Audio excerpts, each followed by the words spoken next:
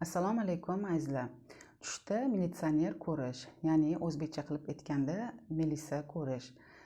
Agar tushingizda melisa ko'rsangiz, sizni tijorat hayotingizni yaxshilanishini va shu hayotingizda, tijorat hayotingizda omadli bo'lishingizni bildiradi. Agar tushingizda melisani yo'lda ko'rsangiz, yaxshi bir xabar eshitishingizni bildiradi. Agar bir nechta melisalarni yo'lda yurayotganini ko'rsangiz, bu yerda yana bir ishingizni yaxshi tomonga xudo xolisa hal bo'lishini bildiradi.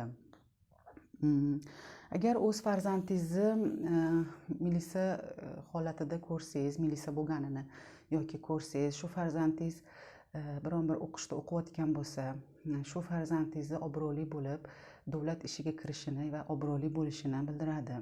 Agar o'zingiz davlat ishida ishlaysiz va melisa ko'rsangiz tushingizda, agar ko'tarilish ko'tarilish kutayotgan bo'lsangiz yoki ishingizni biron bir boshqa joyga ko'chirmoqchi bo'lsangiz, shu ishingizni inshaalloh xayrlisi bilan yaxshi tomonga hal bo'lishini, niyatingizga yetishingizni bildiradi.